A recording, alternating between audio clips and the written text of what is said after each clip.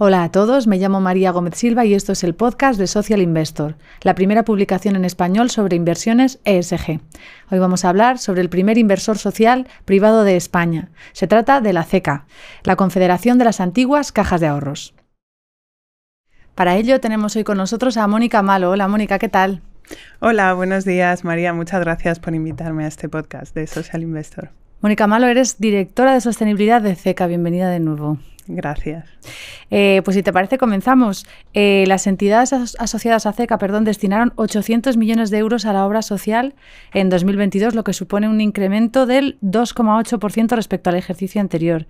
Si bien estas cifras no tienen nada que ver con lo que se invertía antes de la crisis de 2008, ¿no? Cuando las cajas fueron obligadas a convertirse en bancos, bueno, ya sabemos todos lo que pasó. ¿Qué balance hacéis de esto? Bueno, lo primero, pues justamente déjame explicarte qué es exactamente a día de hoy esa obra social. Esa obra social es la inversión que realizan las fundaciones, más de 30 fundaciones, que están vinculadas al sector CECA, bien porque tienen una participación en alguna de las entidades bancarias asociadas a CECA, o bien porque su origen fundacional está en alguna de las cajas de ahorros. Y en estos casos normalmente es porque tienen algún tipo pues, de convenio de colaboración o de pues alianza con estas entidades. Y como decías tú, son 800 millones de euros, más de 800 millones de euros, que ha permitido más de 72.000 actividades. Y Creo que sois el primer, ¿no? El primer inversor privado. Lo que supone, exacto, eso es lo que te iba a decir, lo que supone el principal inversor social privado en España. Un balance muy positivo que además pues ha ido paulatinamente creciendo. El balance que nosotros hacemos es habitualmente en los últimos 10 años. Además, la distribución y el análisis que hacemos de la obra social lo hacemos normalmente de los últimos 10 años, desde el año 2013, en el que estuvo en vigor la Ley de Cajas de Ahorros y Fundaciones Bancarias, digamos, el actual marco normativo que ha permitido esta obra social.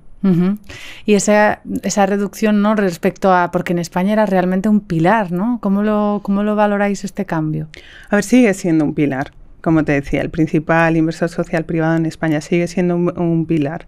Es verdad que hubo momentos en los que pues, se invirtieron más de 2.000 millones, pero a día de hoy se invierten 800 millones y yo creo que no podemos infravalorar esta aportación que sigue siendo muy relevante. Mencionaba 72.000 actividades llevadas a cabo con esos 800 millones que han beneficiado a más de 32 millones de personas. Sí. Creo que el área que ha recibido mayor inversión es el área de la acción social. No sé si nos puedes concretar qué tipo de actividades se financian. Vale, pues por supuesto. A ver, esta área es el área que habitualmente acumula siempre por encima del 40% de la inversión, ¿vale? Y ha ido evolucionando, ves la evolución y ves exactamente pues cómo se adecúa la obra social a las necesidades, ¿no? Conforme ha ido incrementando, o sea, en algunos momentos, por ejemplo, en la época de COVID, pues incrementó, luego posteriormente ha ido pues reduciéndose un poquito más. Y el año pasado pues estuvo cerca del 40% de la inversión. ¿A qué nos estamos refiriendo cuando hablamos de acción social? Eso es. Hablamos pues de programas como por ejemplo Ningún Hogar sin Alimentos, programas de voluntariado. ¿Ningún hogar, sin alimentos. De ayuda, bueno, pues a los colectivos más vulnerables, de acompañamiento de mayores, por ejemplo, ¿no? Hay una iniciativa muy bonita que desarrolla Banca que es de acompañamiento con mayores, de pedalear con los mayores. Hay iniciativas como, pues de ayuda o de integración a colectivos con necesidades especiales. Hay muchísimas iniciativas, que ayudan a dar color a estas cifras, ¿no? Que debajo de estas cifras siempre se ocultan, pues, un montón de programas y un montón de iniciativas de estas fundaciones.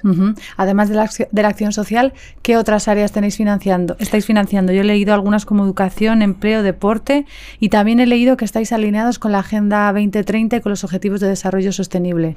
Como tú bien decías, son 6 áreas. Aparte de esta que comentábamos de acción social, que es la más relevante, pues tenemos una que está en segundo lugar, que desde el COVID está en segundo lugar, que es educación y investigación. Y es justamente pues a programas de investigación pues de enfermedades, tanto de, por ejemplo, del COVID en su caso, pero de enfermedades raras, también a becas de excelencia. Y esta acumula, el año pasado se destinaron 219 millones, que supone un 27%. Otra que ha sido muy relevante también para las obras sociales es cultura y patrimonio. Piensa que debajo de estas fundaciones ellos tienen un patrimonio histórico de edificios históricos muy relevantes, y la verdad es que hacen una labor muy relevante en la recuperación y el mantenimiento de esos edificios. Te estoy hablando, por ejemplo, pues de San Isidoro en León, ¿no?, que es una iniciativa que tiene la Fundación Montemadrid, o iniciativas en la divulgación de nuestros artistas, ¿no?, de divulgación histórica. Pues como una recopilación de exposiciones, ¿no?, o pues fomento, por ejemplo, del ámbito musical, ¿no? Estos son iniciativas muy relevantes. El año pasado, pues más de 27.000 iniciativas y una inversión de 152 millones de euros. Otro de los ámbitos, desarrollo local y creación de empleo. Para mí esta es una de las iniciativas más bonitas, especialmente en un país como España, ¿no?, que tiene pues los problemas de empleo juvenil.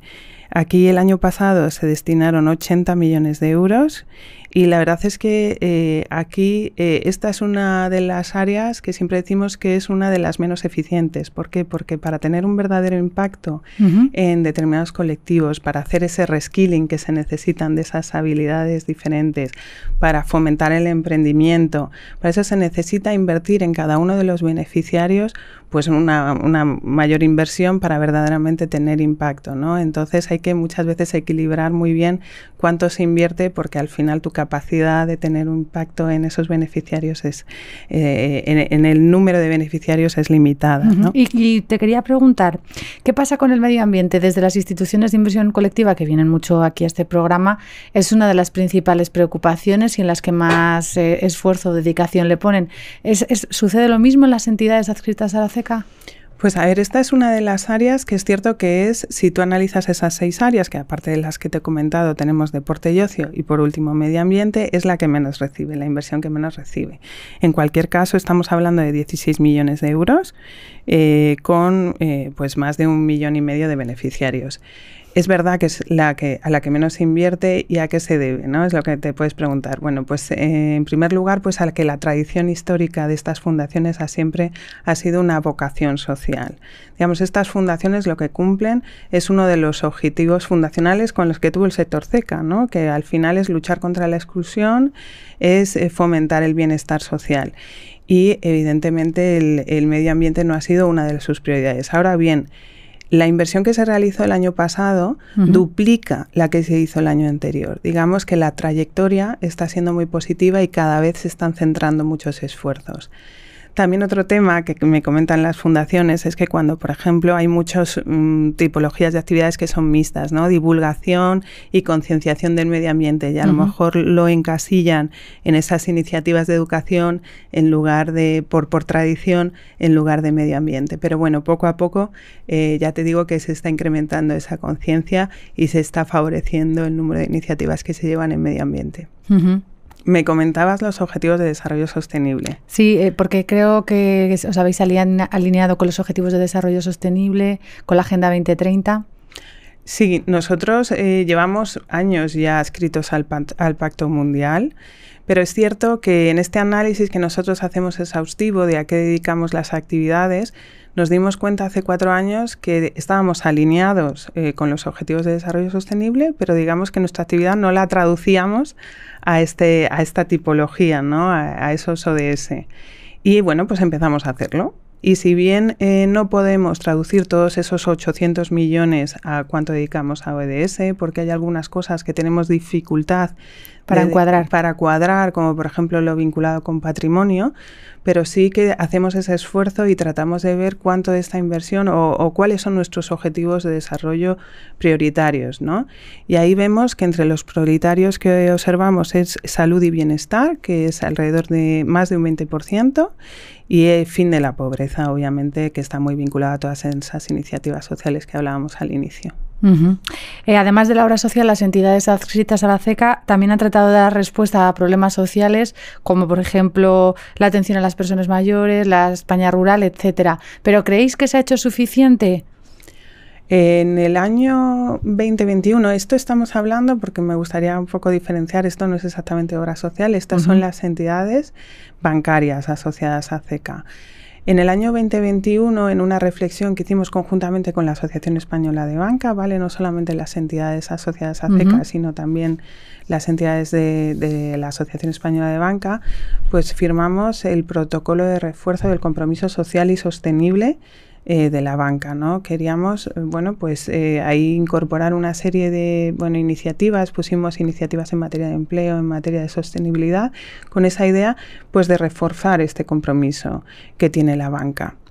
Pero si bien eso tuvo lugar en el 2021, a inicios del 2022, pues surgieron una serie de iniciativas, por ejemplo, lo que tú comentabas, la atención a los mayores, esta iniciativa de Soy Mayor, No Idiota, que protagonizó Carlos San Juan, al que tengo el gusto de conocer. La verdad es que estuvimos reunidos con él y hemos podido ver en las diferentes reuniones con la vicepresidenta.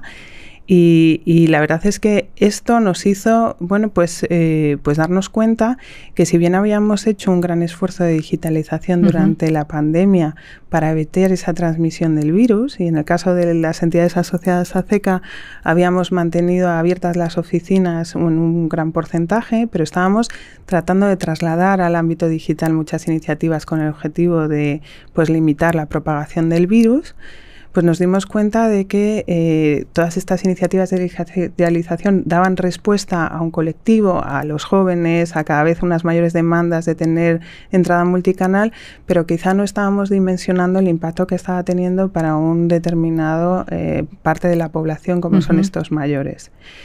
Y pues en ese dimensionamiento pues firmamos unos compromisos en los que reforzamos pues que queríamos mejorar la atención que se le daba, ¿no? En ese sentido pues hicimos pues la ampliación del horario de caja. Más del 80% de las oficinas tienen un horario de caja extendido a día de hoy. Se han adaptado las webs y las apps a los mayores, de manera que, por ejemplo, en un cajero, cuando tú incorporas la tarjeta y detecta que es una persona mayor, pues se te despliega un menú fácil simplificado, o te deja, por ejemplo, elegir. Se ha puesto un sistema telefónico de atención especializada para los mayores, es decir, toda una serie de medidas para mejorar la atención. Y después de un año ya más de un año de puesta en marcha de estas medidas, la verdad es que lo que quisimos era testar cómo se estaban percibiendo a través de una encuesta externa, y lo que vemos es que se han percibido muy positivamente por parte de los mayores. Y en relación a por ejemplo, la España vaciada, que es otro de los temas que también se pusieron sobre la mesa en ese refuerzo, en ese protocolo para el refuerzo del compromiso social y sostenible de la banca, pues pusimos en marcha un observatorio de la inclusión financiera donde se estudiasen cuáles eran los puntos que tenían un punto de acceso, o sea, los municipios que tenían un punto de acceso a los servicios financieros, y detectamos que solamente un 1,4% de la población no tenía en su municipio un punto de acceso. Pero aún así no queríamos caer en la autocomplacencia y reforzamos el compromiso, ¿no? Y fuimos más allá y quisimos pues desplegar pues unos mayores puntos de acceso en los municipios por encima de 500 habitantes, en todos los municipios por encima de 500 habitantes que tuvieran un punto de acceso, y en ese sentido estamos desplegando iniciativas y evolucionando muy positivamente. Si bien, como todo en esta vida, vuestra actividad tampoco está exenta de críticas. Por ejemplo, la Asociación de Usuarios Bancos, Cajas y Seguros, ADICAE, ha tildado la obra social de actividad promocional y una pantalla mediática para las entidades. Dicen que lo que debería centrarse la banca es en reducir comisiones, ¿no?, y evitar que se vuelvan a repetir casos de comercialización de productos que hemos visto en el pasado, pues preferentes, etcétera, etcétera. ¿Qué respuesta le dais a ese tipo de críticas? Bueno, yo creo que es muy importante diferenciar lo que es la obra social de la actividad de las propias entidades bancarias, ¿no? O sea, estamos hablando de la obra social que realizan esas fundaciones vinculadas al sector CECA y que tienen pues este espíritu y que llevan pues más de 3 siglos realizando esta obra social. Entonces, en ese sentido, yo creo que si se buscase un espíritu comercial no se habría desarrollado toda esta actividad, ¿no? Vamos, por ese sentido, la obra social tiene un verdadero compromiso pues con el bienestar.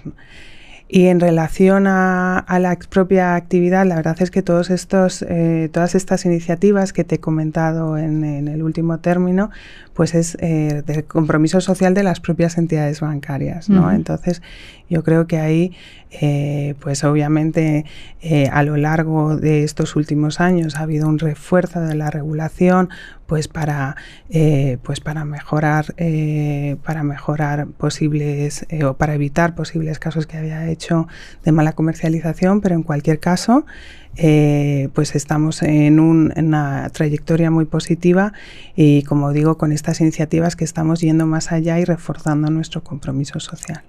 Muy bien, Mónica, pues muchísimas gracias por haber estado aquí y por habernos comentado todas estas características de la obra social de las entidades adscritas a CECA.